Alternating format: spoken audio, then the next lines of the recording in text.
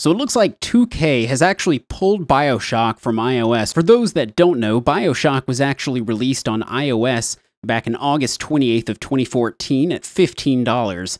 Now, almost a year later, the game is reportedly not working anymore. The game actually stopped working on version 8.4 of iOS. Version 8.4 of iOS was officially released on June 30th of 2015. This means that this $15 game hasn't been working for the past 3 months. A 2K representative reached out to Touch Arcade with the following statement. 2K recently provided inaccurate information to customers surrounding removal of Bioshock for iOS from the App Store. Bioshock is currently incompatible with iOS version 8.4 and higher, and as such is temporarily removed for purchase from the App Store. 2K is fixing the compatibility issue, and when resolved, will place Bioshock back on the App Store for purchase. Customers who already own Bioshock may continue playing the game with iOS versions 8.3 or earlier. 2K regrets the initial customer service error and looks forward to delivering an updated version of Bioshock for iOS in the near future. So this sets a pretty negative tone for gaming on iOS. The fact that this game has already not been working for 3 months, and they're saying that there's going to be further delays for them to be able to port it up to iOS 9, it's a wonder that they're going to do it at all. The other thing that makes this issue a little bit more sticky is the fact that Apple actually doesn't have a refund policy. There are reports and guides online for showing you how to get a refund from the App Store. However, in Apple's terms of service, it specifically states all sales and returns of products are final. This means that if you're trying to get a refund for the game, it's likely going to be an uphill battle. So this is kind of an interesting topic because I'm not really sure which side is to blame here. I don't know if this is an issue with Apple or if this is an issue with the game developers.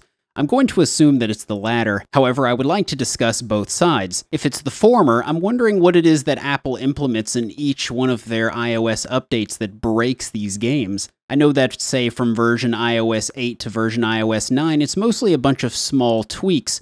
But I'm assuming the fact that the iOS version is smaller means that there was a lot of overhauling of the code. I'm wondering if there's a way that Apple could optimize their development tools so that, say, if a developer didn't want to add new features from a new iOS version or a new phone, they could simply port it from the old version to the new version with a few clicks of a button. But I'd like for a developer or someone that works with software to call me out in the comments section and explain to me why exactly that wouldn't work. I'm sure there's a reason. And I must say that this is a damn shame. I think that mobile gaming is actually pretty highly underrated. Now hold on a second, I know what you're thinking. But Nevs, the iOS store is full of get-rich-quick schemes, like Candy Crush. While yes, that may be true, I feel like there's a lot of potential for a touchscreen device to actually be a pretty good gaming medium. There is in fact one AAA title that I've played on a touchscreen device that I thought was phenomenal. And that was XCOM Enemy Unknown. I felt that this was a great AAA title for iOS that was served really well by the touchscreen controls. From having played XCOM Enemy Unknown on both the PC as well as the touchscreen, I actually think I prefer the touchscreen. Granted, these AAA titles are kind of lacking in the graphics department, but you know, our smartphones are also getting a whole lot more powerful these days. Give it a few more years, and I feel like we could be seeing some desktop-grade graphics on these little devices. I would love to see a day where I could take out my oversized smartphone and tap away at a new game that just dropped on consoles along with my mobile device. But I guess for the time being, porting AAA titles over to iOS just is not lucrative enough. Maybe one day we'll see the future that I'm thinking of, or maybe that's just wishful thinking.